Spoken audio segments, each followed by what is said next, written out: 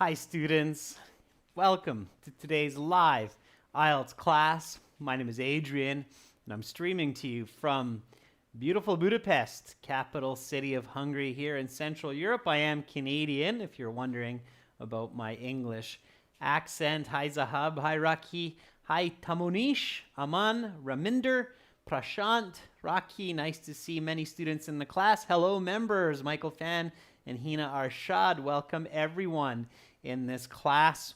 We are focusing on part 3 of the speaking section, practicing for those elusive band 9 answers. Elusive meaning difficult to get, or answers that seem to avoid us. While we wait for some more of your classmates, this lesson is presented to you by aehelp.com for academic IELTS success. Visit us there. We have lots of practice exams, fully interactive course with quizzes, help for speaking and for writing. For general IELTS, check us out at gieltshelp.com. Every month we help thousands of students to increase their band scores, improve English and communication. So check us out there. Of course, you can download our apps from your app store, Academic IELTS Help. You can link that to ahelp.com account. And General IELTS Help, you can link that to the gieltshelp.com account. All right, everyone, if you have questions, send me an email, adrian@aehelp.com. And this is the final class for this week. Of course, on Wednesday, I will be back with speaking part 1 and some more classes. I'll put up the schedule for next week later today. Okay, everyone, let's do a little bit of speaking just to warm up, a little bit of English speaking and maybe reading if it helps. So speak and repeat. Okay, do a lot of speaking and do a lot of repeating.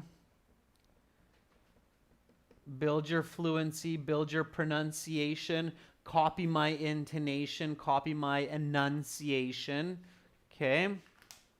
All right. So yesterday we covered a cue card in class. Of course, the cue card is very important for part 3 because that will be useful for your answers in part 3, because the examiner will say, okay, now we'll continue with part 3. For part 3, I will ask you more questions related to the topic of part 2. So it's really important to make connections. It's important to do a good job in part 2 of your speaking. So let's start today's class. We are doing part 3 today, but we're going to start by reviewing yesterday's part 2 cue card question and answer. So here was the cue card from yesterday for part 2. Talk about a useful app that has helped you in some way. You should say, what is the app? Where did you hear about it? How did it help you? What could make the app even better?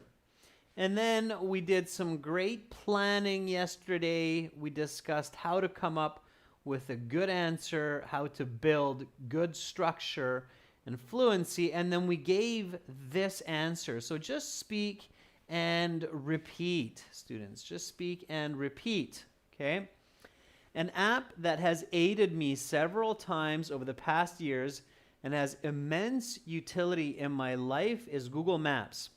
It has a beautifully simplistic two-dimensional design with colors which are easy on the eyes and clear to interpret. It also contains pictures of venues and their address information. As well, there's a search bar which allows me to input any desired start and stop point. It has audio and voice command, so I can conveniently use it even when I'm driving or riding my bike.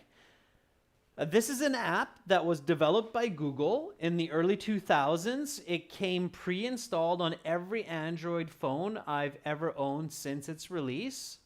So the last time I got it was with my Samsung S10 from Vodafone. In fact, when I was in Venice in 2019, Google Maps was extremely helpful in navigating the labyrinth of the narrow streets that make up the city to find museums and even a pharmacy when I needed to get some allergy medication. Furthermore, it assisted me to find this exam center on time today and even warned me of a traffic jam and provided me with an alternate and faster route. A couple of ways that Google Maps could be even better is if it worked in all parts of the world, even remote forests and deserts, and if the information were updated every 24 hours to show changes in venues and routes. Finally, it would be highly valuable for many people like my grandpa if it had options for best routes for people with disabilities, such as commuting by wheelchair. Okay, that is the end of part 2. Your time is up. Please pass back the card, the pencil, the paper, and now we will continue with part 3. For part 3, I will ask you some more questions related to the topic of part 2. Let's talk about using software. What are the most popular types of software and applications that people rely on in their daily lives? Give me a nice full sentence answer for this one. So, what are the most popular types of software and applications that people rely on in their daily lives? Now, keep in mind what I said. You want to make connections and give clarity for this. All right. So Beckjohn says, I think common apps that most people resort to on a daily basis are social media, such as WhatsApp and Instagram, and Google Maps, as I just mentioned. These kinds of software enable people to keep in touch with each other and show their exact location. Beautiful band 9 answer, Beckjohn. So Beckjohn is paraphrasing, giving me a few different apps because it's types of software. Okay, so types of software. So that's great. You're giving me more than one, Beckjohn, and you're giving a good explanation. That's fantastic. Nicely done. Nicely done. Okay. Roshni Kunte says, well, apart from the Google navigation app that I mentioned above, not above, but before, Roshni, because it's not paper, right? You're speaking. So one more time, Roshni. Well, apart from the Google navigation app that I mentioned before, individuals use all the time their favorite apps in their daily lives like Skype, Zoom, YouTube, since they are convenient and efficient. Careful, students, it's types of apps, not which apps, but types. So kind of the category of apps. Okay. When you hear types of, think categories. Okay. So types of, it means categories. For example, communication, navigation, entertainment, information. Okay, those are the ones that come to my mind. So if you haven't answered it yet, try to answer with some of these words.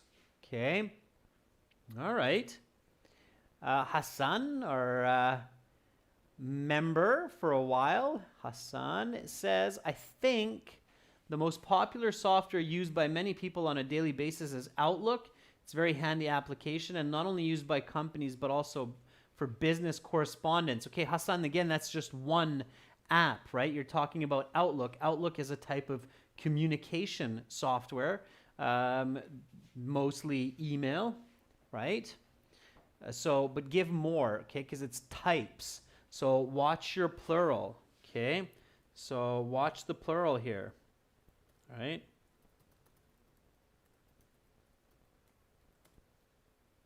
Okay. All right, let's see. Lots of great answers coming up. M. Verma Coding says, I think this will depend on the individual, but in my perception, I love to use YouTube, Google Maps, Play Store, Instagram to connect with the world, and these apps are also very eminent. M. Verma, don't say it will depend, okay? Instead, just answer it. Don't really use your own experience here, because look at the question. It's asking about people, not you. Okay, students, there's a really big difference between part 3 and part 2 questions. Part 3 is about people, part 1 is about you.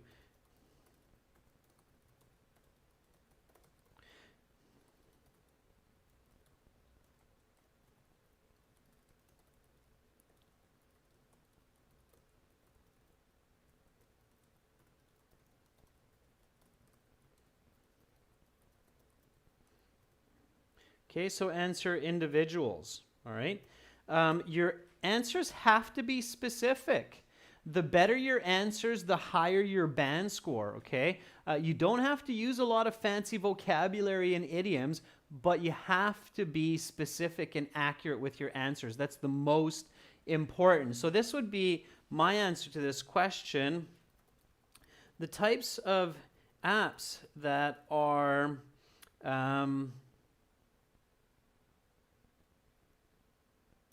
used day to day by most individuals are communication,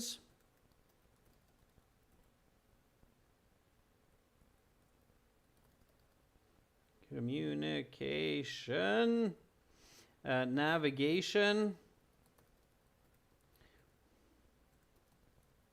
entertainment,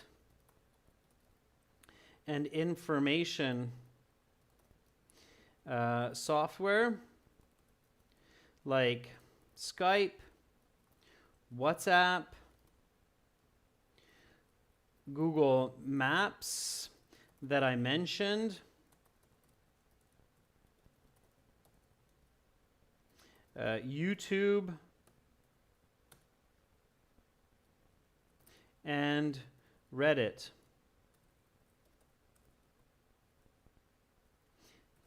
These types of apps help people not only to stay connected, but also well informed so that they know what is going on around them, like minute by minute updates on the COVID situation. Okay, so that would be your Band 9 answer, nice and fluent.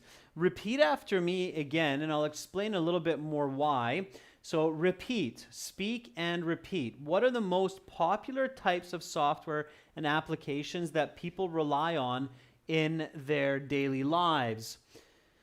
The types of apps that are used day to day by most individuals are for communication, navigation, entertainment, and information, like Skype, WhatsApp, Google Maps that I just mentioned, YouTube, and Reddit.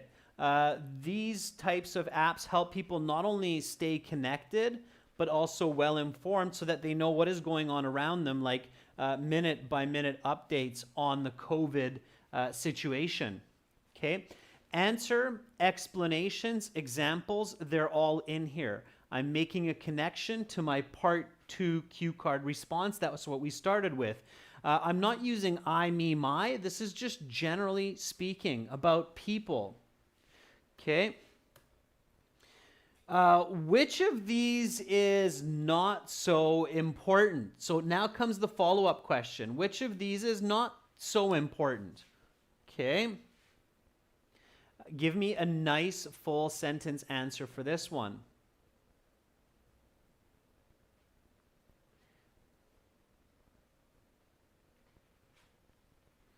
Bister says, I think that apps like Instagram, Facebook, and Snapchat are pretty similar, and people don't need all of them on their phones because they can connect with friends and family members using just one of these.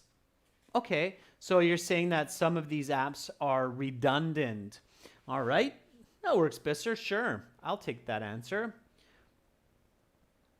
Seni Surani says, I think game apps are not too important to have because it's used for fun only, and these can be postponed or downloaded.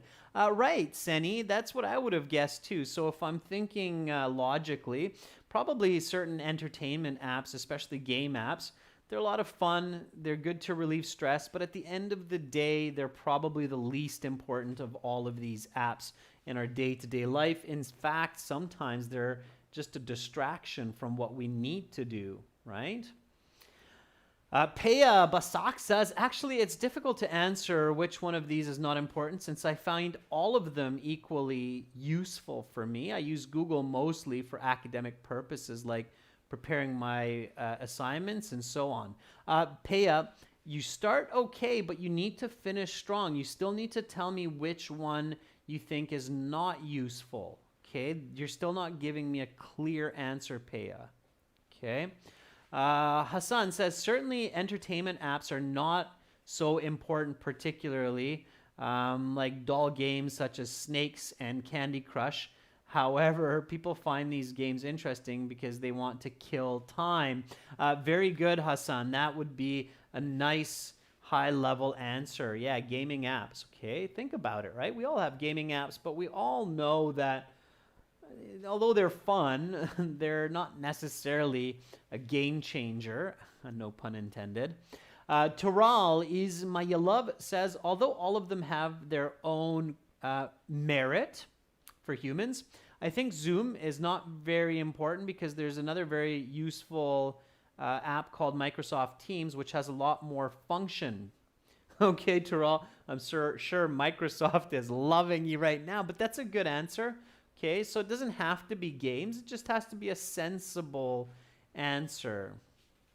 Samuel Sadir, our member, says, I think gaming and entertainment apps like PUBG and Candy Crush, when we have free time, helps us have fun, but these are of no particular use during our hectic daily work schedule. In fact, they can be oftentimes a distraction from getting our work done, right? Okay. All right. So yeah. After a bit of thought,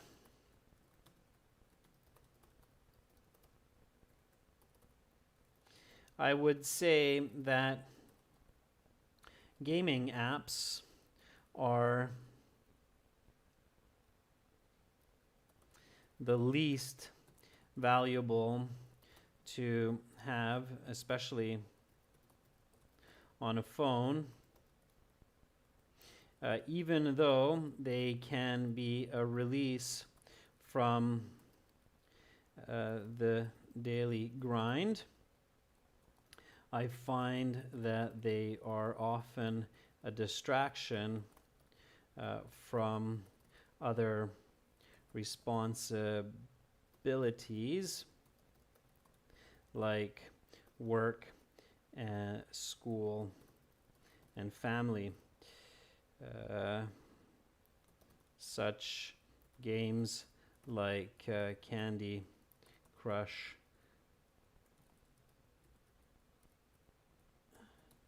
Saga, and PUBG can take up a lot of valuable time. Sure. All right. Maybe some of you are hating me right now. You're like, but why? I love PUBG. I don't play it myself. I like playing Hearthstone when I have a bit of time to kill. We all have that little something. But anyway, it doesn't matter here. Here, what's important is that you get that band 9, right? So repeat after me. Which of these is not so important? After a bit of thought, I would say that gaming apps are the least valuable to have, especially on a phone.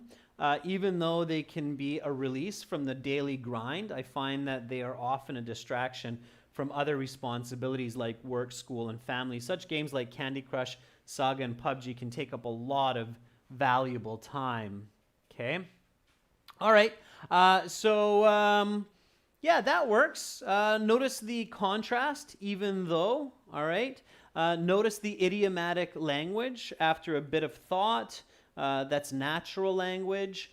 Daily grind, that would be idiomatic language. Okay. So again, you don't have to use very complicated vocabulary, but you should put in some idiomatic language that you're comfortable with.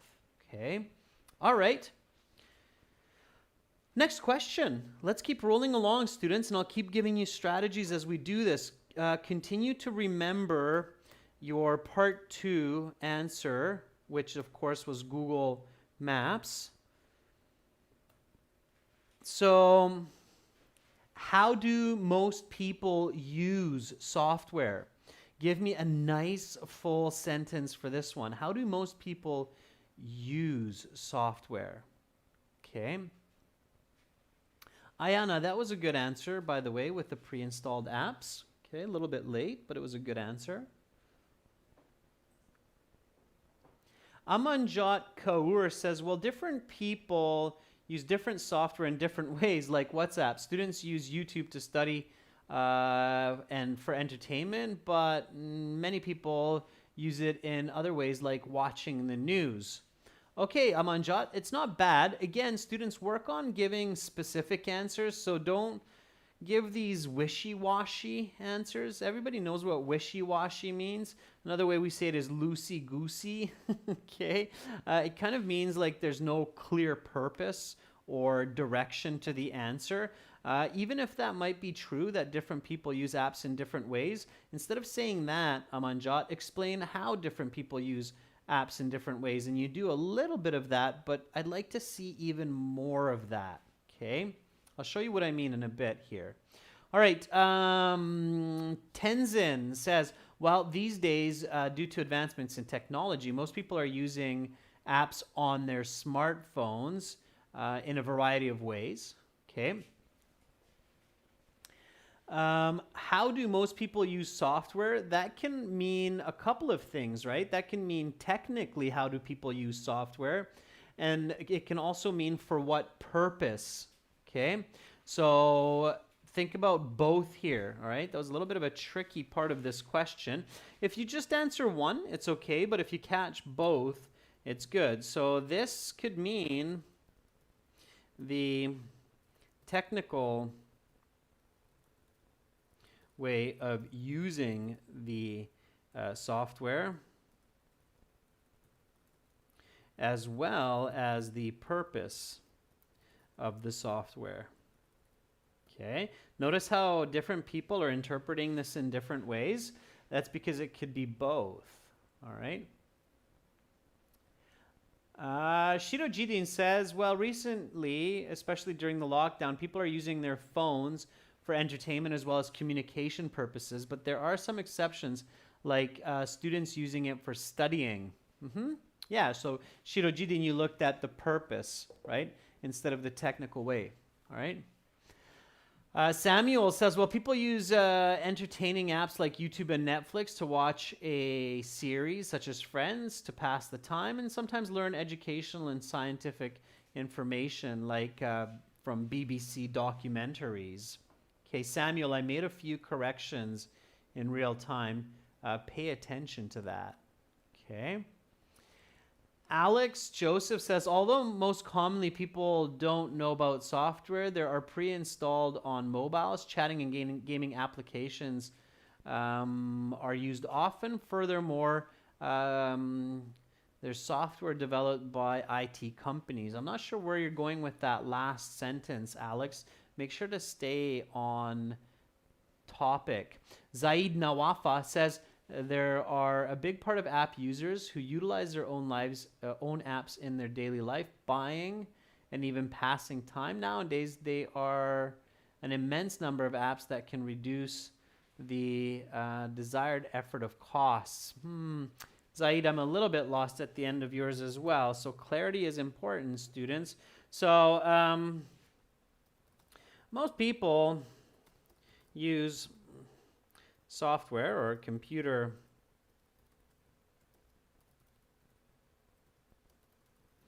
programs on their PC or their smartphones through touch, typing,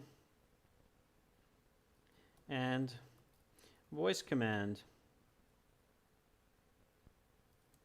Like me, with Google Maps, I tell it where I want to go, and it gives me information.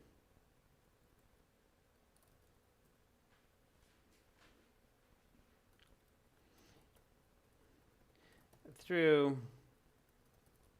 these ways and devices, I use software for work,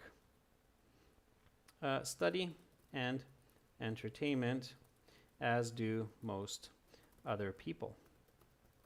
Okay, so I'm going to show you a little trick here that I'm doing. Okay, again, as I said before, you don't want to use I, me, my a lot in part 3. You want to keep it general. However, you can kind of do this interesting what's called toggle between general, personal, general. Okay, toggle means to switch back and forth. So here again is the question: how do most people use software? Okay, this doesn't necessarily mean the purpose. It means technically, like, how do you use it? Okay, so you input information in some way through an input device, like the screen of a phone. You touch it, or through a keyboard by typing or by speaking into a microphone, and then you get some output on the screen and through the speakers, right? So most people use computer programs on their PC or smartphones through touch, typing, and voice command, like me with Google Maps. I tell it where I want to go, and it gives me information through these ways. So notice how I go from general, right? So general public, because it's most people, it's not you, okay? So it would be incorrect to start with I use my. So I start general with most people, okay? And then here I switch to like me with Google Maps. Why? Because that's a specific example and it helps me to explain, right? Also, it connects to my part 2 answer, because in part 2 I talked about an app that's useful for me. That was the question, and that app was Google Maps. So here I'm making that reference, that connection, right? So there's my reference. Like me with Google Maps, there's a missing I here. I tell it where I want to go, and it gives me information. Through these ways and devices, so I'm still at the personal, use software for work, study, and entertainment, as do most other people. So I go back into general. Okay, and that's a nice technique in speaking, and it works well for part 3 also, where you start with general, you switch to a quick personal reference, especially connected with part 2. Okay, and then you switch back again. So that's what I was calling the toggle technique. Okay, so you toggle between general, personal, toggle back to general. Okay, does that make sense? Is that clear how I did that? Okay, everybody's clear on that toggling between the general, personal, back to general? Rajveer says, I got it. Yep. Roshni, Shirdijidin, yep, got it. Okay, good. So it's a good technique. All right. The toggling. All right, so then you might get a question like this.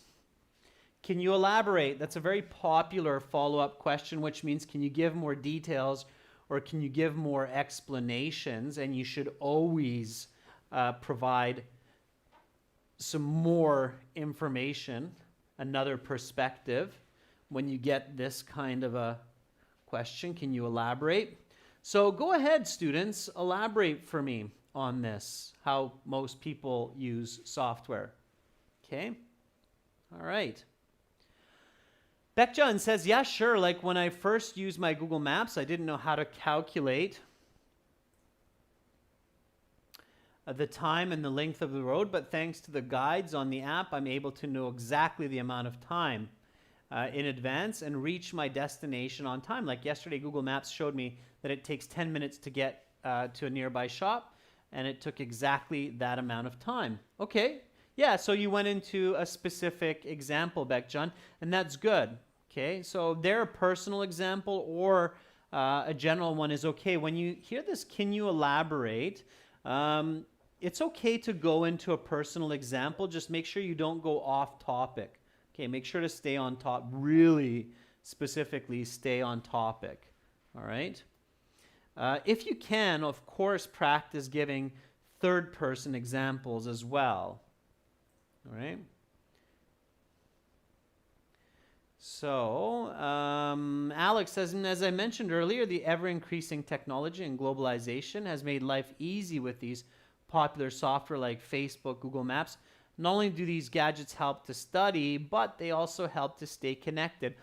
Alex, I'm not sure if you're actually elaborating on how people use these apps. So again, here, the full question is, can you elaborate on the ways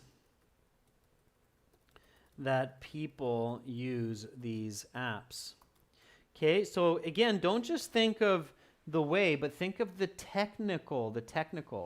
Okay, so Hassan Sadiq says, yeah, sure. After installing software, it gives step-by-steps on how and elaborates for users on how to use the application. Also, they can contact the system service to get further help as well. Very good, Hassan. That's a great answer so far. And Hassan continues, furthermore, digital natives have a significant experience nowadays in apps naturally. I'm not sure what that means, Hassan, so careful not to overspeak and become incoherent. Okay, if you've made good sense. When you hear this, can you elaborate? You don't need to give too much detail. So, sure. Most devices have both input and output features like screens, speakers, and mics. And of course, when users install apps, there is usually a user guide for the first session. When an individual installs Google Maps and opens it for the first time, the app takes the user through a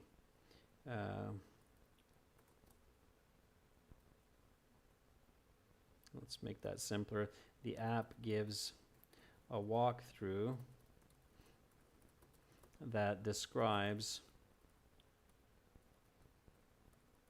the features of the app. Okay. All right, so that's the idea.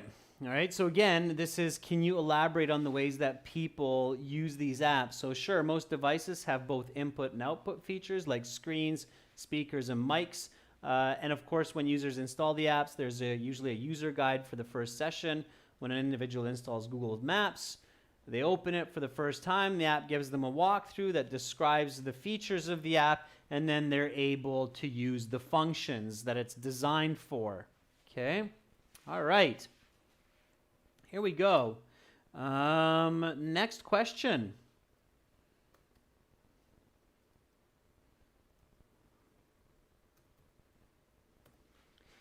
Is there any software that are negative for people? That's a thinker. So let's get to that one. Is there any software that are negative for people?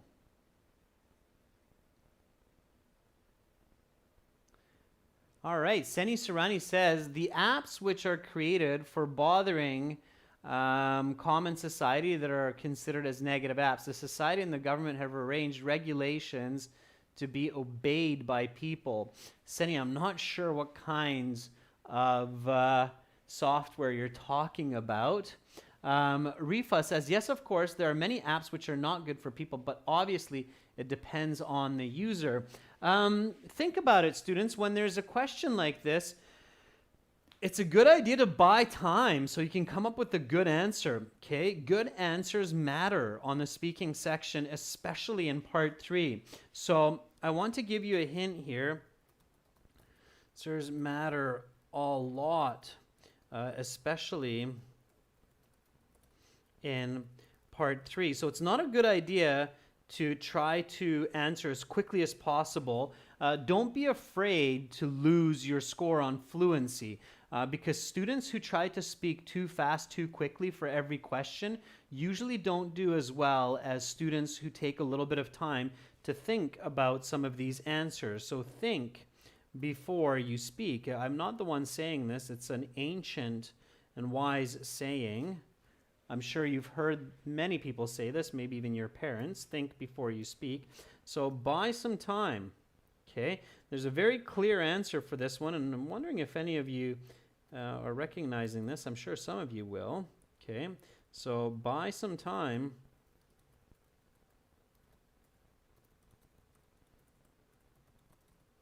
to come up with the right answer. Okay, don't give a wishy-washy answer like it depends. Okay. All right. Bisser says, yes, some apps might be invented by scammers and corrupt people who want to take advantage for their data. Yeah, okay, very good, Bisser. So different types of hacking apps or software. Absolutely, that's what I was thinking of, okay? Very nice. It's good that you came up with that. Mustafa Ahmed says, some of us are specific, sorry, let me try that one more time, Mustafa. Give me a second here. So Mustafa Ahmed says, some apps are specifically designed to get people addicted to them by giving them a small dose of dopamine through messages, short funny videos, leading to a waste of time and productivity. These are definitely negative for society and for individuals. Okay, good answer, Mustafa. Finish the idea with these are definitely negative for individuals or for the users. Okay.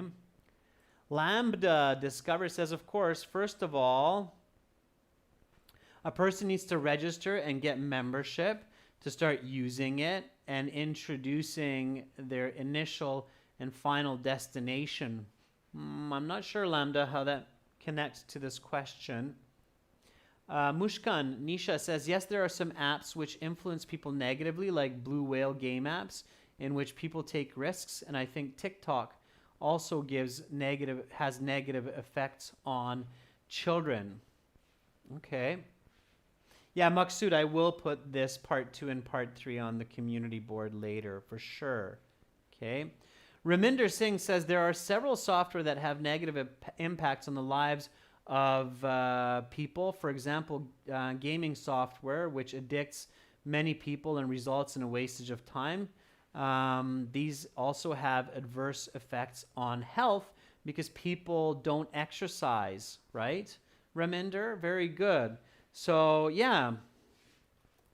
Yes, there are certainly some damaging software for people both mentally and physically, and even financially. Certain gaming apps like PUBG can waste a lot of time, and people ignore the importance of exercise, instead opting to play these addictive games. Also, phishing, I believe it's spelled like that, phishing software. This is a special spelling for phishing. Okay, if you're going fishing for fish, it's spelled with an F. This is a special PH phishing. So also phishing software is designed by scam artists to steal personal information like credit card numbers for later criminal activity. All right. One more time, students, repeat and speak. Is there any software that are negative for people? Yes, there are certainly some damaging software for people, both mentally and physically, and even financially. Certain gaming apps like PUBG can waste a lot of time, and people ignore the importance of exercise instead opting to play these addictive games. Also, phishing software is designed by scam artists to steal personal information like credit card numbers for later criminal activity. Okay. All right. And then how about for society? So are there any apps that are negative for society? That would be the full question. Okay. So are there, or is there software that is a negative for society? Okay. Give me a nice answer for this one. Ayana Aboime says some gaming apps that are inclined to violence and brutality should be kept away from users like children because they're very negative and children can become aggressive.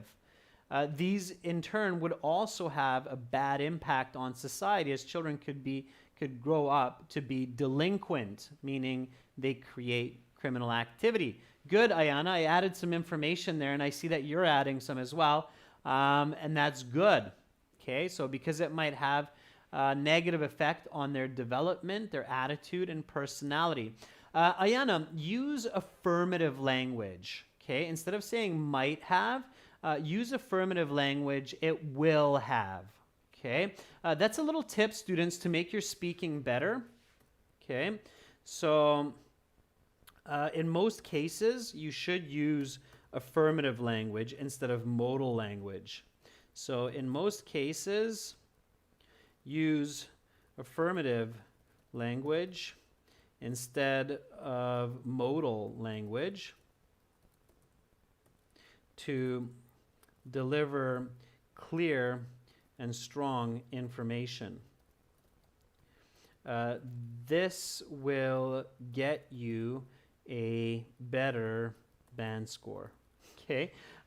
See, look, I'm using affirmative language. Instead of saying this might get you a better band score, I'm saying this will get you a better band score. So use affirmative language. Instead of saying this might or may, you think that you're sounding polite, which is okay, but at the same time, when you sound polite, you often sound weak. And in the IELTS, you don't need to sound weak. You need to sound affirmative, okay? So instead of saying this might or may, say this does or this can. This does or this will. Okay? Affirmative language is, in most situations, better than modal language. Okay? So keep that in mind. All right. Zaid says Tinder is one bad app that may harm the relations between family members of couples. It's used by many for forbidden relationships between strangers. And this has a negative influence on society. Okay, very good, Zaid. So Zaid says, yeah, sure. I think the types of software like addictive games and phishing apps are bad for society too, but in addition to this, certain dating apps are often misused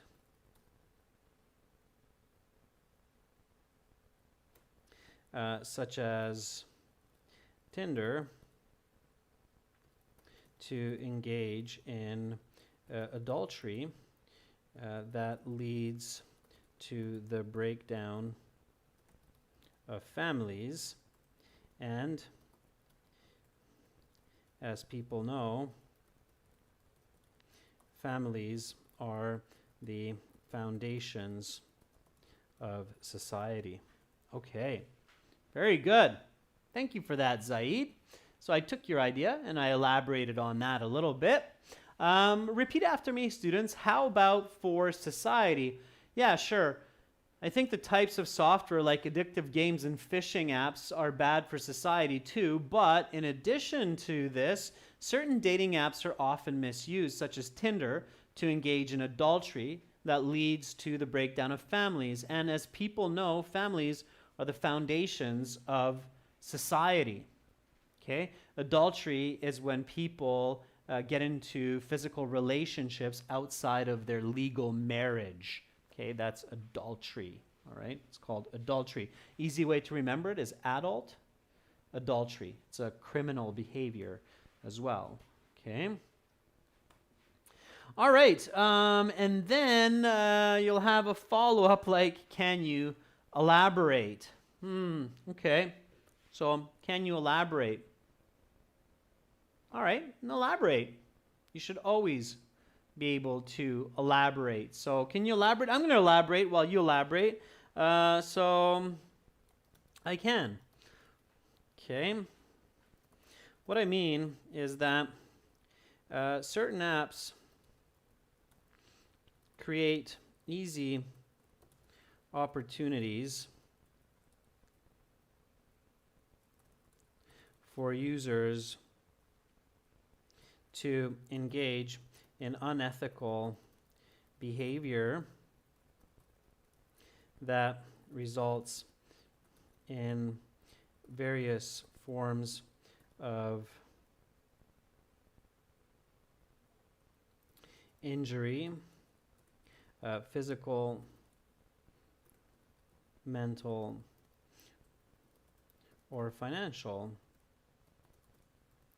as in the case of misusing Tinder, divorce, and broken families. Okay? All right. So always be able to elaborate, go into more detail.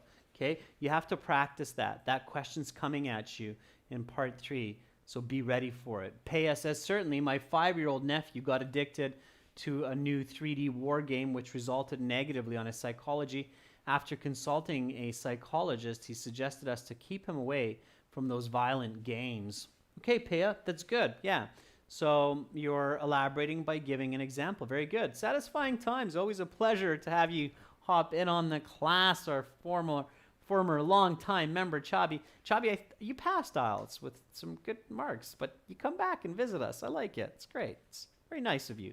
Chabi says it's known that these apps are leading some people to loneliness and mental problems, which will return badly on society and will definitely break the known boundaries and create spaces between families and friends. Okay.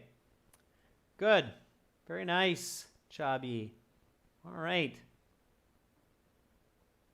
Okay. Mayo is asking, how long does it take to move from a band 3 to a band 7? Mayo, honest opinion, to go from a band 3 to a band 7 takes at least a year of focused, full-time English studies. That means learning English from morning until night, 6 days a week, 52 weeks in the year, and then you can move from a band 3 to a band 7. Ishu Kumar says people like Elon Musk in the past developed many good apps like PayPal, and with a good mind, people like him can be leaders for a good future. I think that's off topic, Ishu. Okay. You're planning to sit it again, Chabi. Okay, I see. All right, students, then if you're doing a good job and you're nice and fluent, the examiner will continue with a few more questions. So in every case, the examiner does their best to reach that 12-minute mark. And for those students who are very fluent through part 1 and part 2, you can get quite a few questions in part 3 because they will get to that 12 minutes, sometimes even 15 minutes, depending on how many students and how busy they are, but they'll never usually cut it shorter than 12 minutes, or they shouldn't in most places. So they'll ask you a few more questions here, a few more questions for you to practice on your own. This video is recorded. It will be on the channel. You can watch it again in about an hour. And I will post these questions and answers on our YouTube channel community board, as well as on our blogs on our website. So all of our materials go up on our websites, onto our blogs. And of course, you can watch a lot of HD videos there. And students, you can practice speaking for free in your My Student account. When you log in at the top, there's free speaking practice with other students. I'll show you that real quick for the weekend so you use it. Okay, so when you log in to the website, there's the student partner speaking button. There's always students looking for other IELTS students to practice with.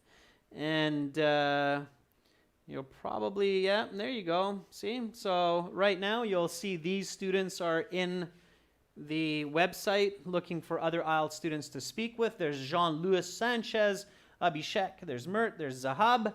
So make sure to use that free speaking option. You can obviously video chat, you can text chat, and you can phone chat.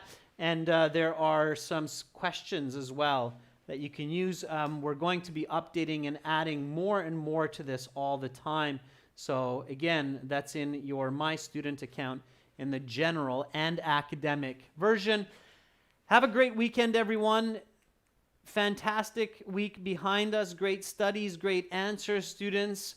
Much love to all of you. Visit and join us on our websites. It's good for you.